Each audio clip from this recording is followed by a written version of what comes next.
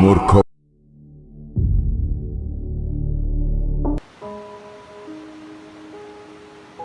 হরিপুর গ্রামের পুরনো হাভেলি, যেখানে কোনো সময় খুশি আর বীরত্বের কাহিনী দিয়ে ভরা ছিল, আজ শোকের চাদরে ঢাকা পড়ে গেছে।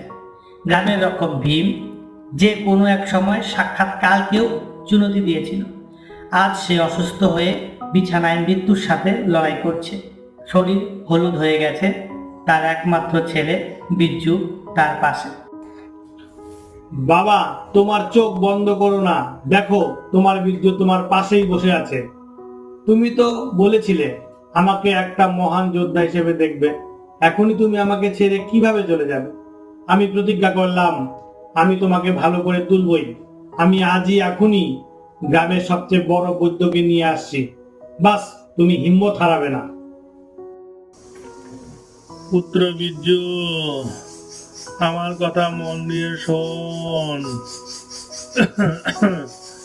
কারণ আমার কাছে মনে হয় আর বেশি সময় নেই। শরীর খুব খারাপ,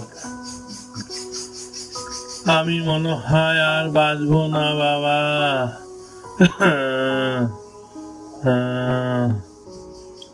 আমার মৃত্যু নিয়ে কোনো ভয় নেই, কিন্তু আমার চিন্তা তোমাদেরকে নিয়ে। ওই রাক্ষসটা, যাকে আমি অনেক দিন আগে গ্রাম থেকে তাড়িয়েছিলাম, সে যদি বদলা নিতে তোমাদের উপর হামলা করে, তুমি পারবে নিজেদের রক্ষা করতে? বাবা, তুমি এমন দুর্বল কথা বলে আমার মন দুর্বল করে দিও না। তুমি সেই বিশাল বট গাছ, যার ছায়া এই পুরো গ্রামটাকে সুরক্ষা দিয়ে রেখেছে। আর সেই রাক্ষসের ব্যাপার তো মনে রেখো, আমি তোমারই সন্তান। আমি শপথ করছি কোনো খারাপ শক্তি এই বাড়িতে প্রবেশ করতে পারবে না। তোর মধ্যে আমি সেই শক্তি আমি দেখতে পাচ্ছি, যেটা আমার মধ্যে যুবককালে ছিল। আর বাবা, আমার এই জ্বর কোনো রোগ নয়। আমার পুরো বিশ্বাস এটা ওই মায়াবী রাক্ষসের কোনো মায়ার জাল, যেটা আমাকে ভিতরে ভিতরে শেষ করে দিচ্ছে।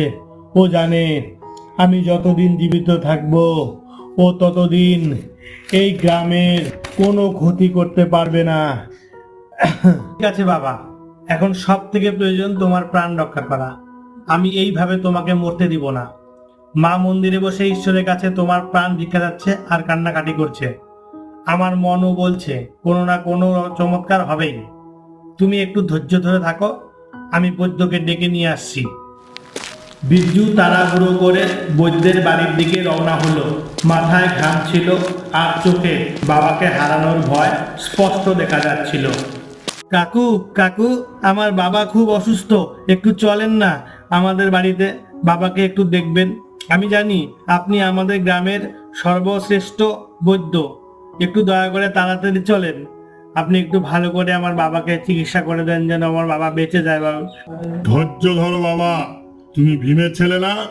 ঠিক আছে, একটু দাঁড়াও, আমি আমার ব্যাগটা নিয়ে আসি।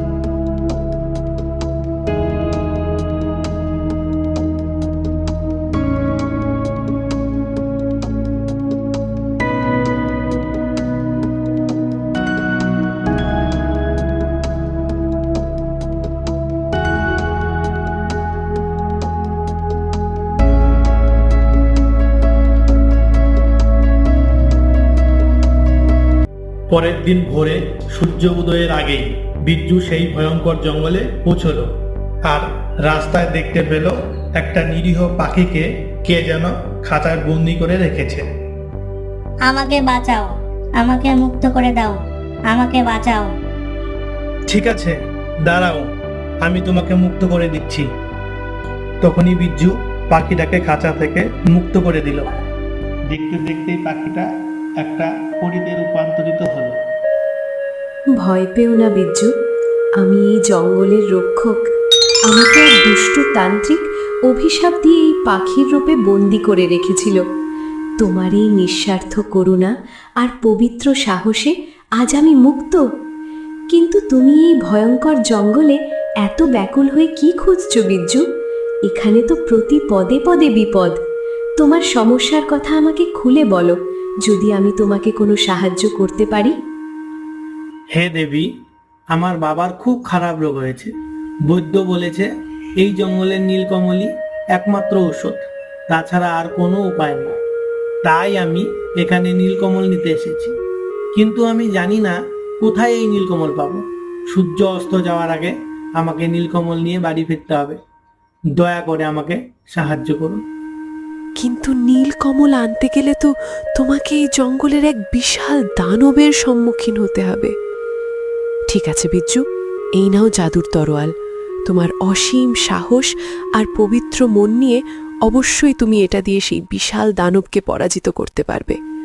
আর নীলকমল, ওই উত্তর দিকে যাও, সেটার সুগন্ধই তোমাকে পথ দেখাবে। দেবী, যদি এই অস্ত্র আমার বাবার জীবন বাঁচাতে সাহায্য করে, তাহলে আমি এই অস্ত্রকে স্বীকার করছি। আমাকে দয়া করে এই অস্ত্র দান করুন, যেটা সাহায্যে আমি ওই দানবকে পরাজিত করে নীলকমল এনে বাবার জীবন বাঁচাতে সমর্থ হই। তারপর পরী বিজ্জুকে একটি জাদুর তরোয়াল দিল, আর বিজ্জু সেটা নিয়ে নীলকমলের উদ্দেশ্যে রওনা হয়ে গেল। পরীর থেকে আশীর্বাদ নিয়ে বিরজু রওনা হয়ে গেল।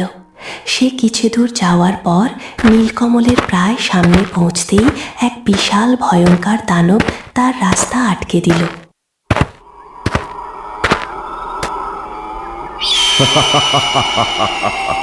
মূর্খ বালক, তুই নিজে মরার জন্য এই জঙ্গলের সীমা পার করে আমার কাছে এসেছিস।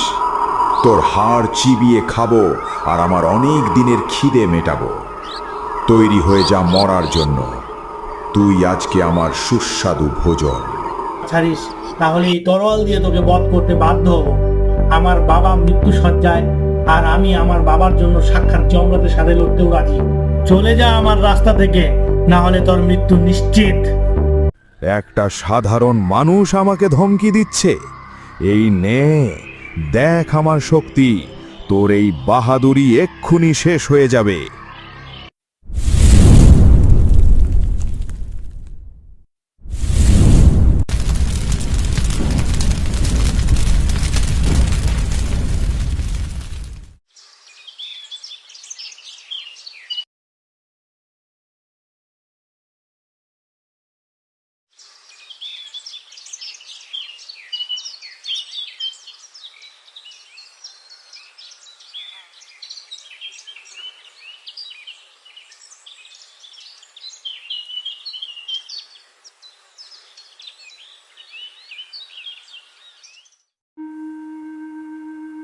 বিজ্জু নীলকমল নিয়ে এসে তার বাবার বুকে রাখল। সঙ্গে সঙ্গে তার বাবার শরীর জাদুর মতো একদম ঠিক হয়ে গেল।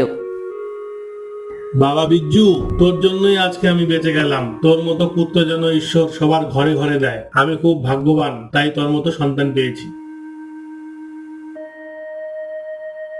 এরকম আরো সুন্দর সুন্দর ভিডিও পেতে হলে চ্যানেলটিকে সাবস্ক্রাইব করুন আর বেল আইকনটি টিপে দেন।